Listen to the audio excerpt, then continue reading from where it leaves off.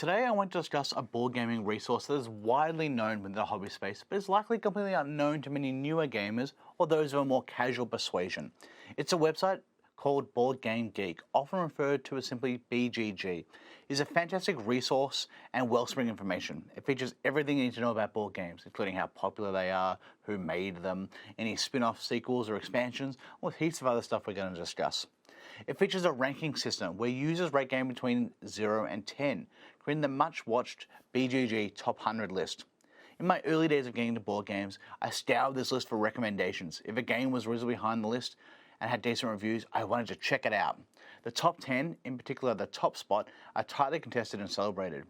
During my time in the hobby, Gloomhaven has been dethroned, and now Brass Birmingham holds the honour of BGG number 1.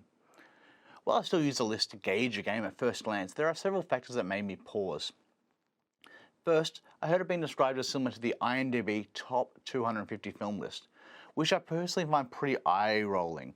The Dark Knight isn't Nolan's best film, let alone one of the best films ever made. And no, I don't have a Marvel movie that I put there instead. I think my top 5 movies, for reference, would feature In Bruges, The Royal Tenenbaums, Starship Troopers, Paddington 2, and The Princess Bride. The BGG list is weighted towards more heavier, more involved games. Not everyone who plays Codenames knows of BGG, let alone rates it highly. However, for games like Twilight Imperium, Gaia Project, and Twilight Struggle, their fans are generally more invested into the hobby and likely to rank it highly. There is also an issue with ratings and Kickstarters, with many people wanting the games to spend a lot of money on to be highly regarded as a way to justify the cost of an all-in pledge, so they are rated 10 before shipments have even left the warehouse. So while the list itself has issues, it still features a heap of great games, and it's a cool way to find a new favourite. The top 100 ranking system is just one aspect of BGG. My favourite part is that each game has a recommended player count and playing time. Sure, this is on the box, but often the player count listed is fairly broad, when realistically it plays better at different player counts.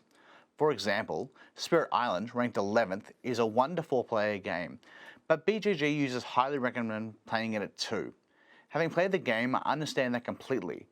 More players is going to slow the game down to a crawl.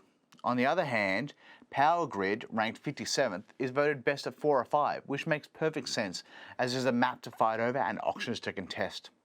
This feature can really help you pick the right game for the right group. In a similar way, the timings on boxes are often widely inaccurate.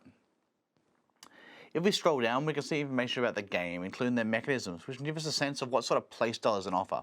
Reviews are bundled if you want to see what the community says about a game. The forums are helpful because if you have a rules question, it's pretty likely that someone has already asked it and answered it. Finally, the file section. People can upload additional resources like player aids, summaries, rules translations, fan content, erraticas, etc. Often as the game is missing content, some fans or even the creators have worked together to make it.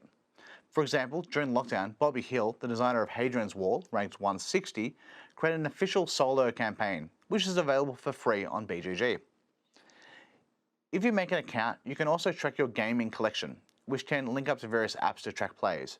I use BGG Catalog to track my plays and see which of my games I haven't played for in a while. This helps me decide if I want to keep a game or chuck it on the trade pile.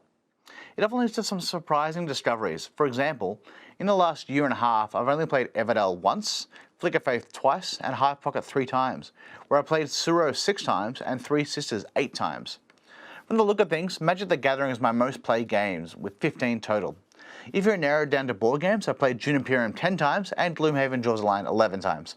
I find stats like this fun. They do have a trade option that you can add to your collection list, but I haven't had much luck with that in Australia. Back to the main page, we can check out the hotness, which is a list of trending games. Often these are brand new games that people are pretty excited about. While many of them won't be hitting Australian shores for a good long while, it does allow one to have a finger on the pulse of the international gaming community. So while using BGG is not a vital part of being a board game fan, it is a helpful tool and a great website.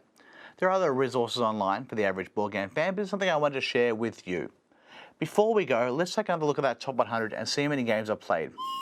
36 out of 100. I've got my work cut out for me.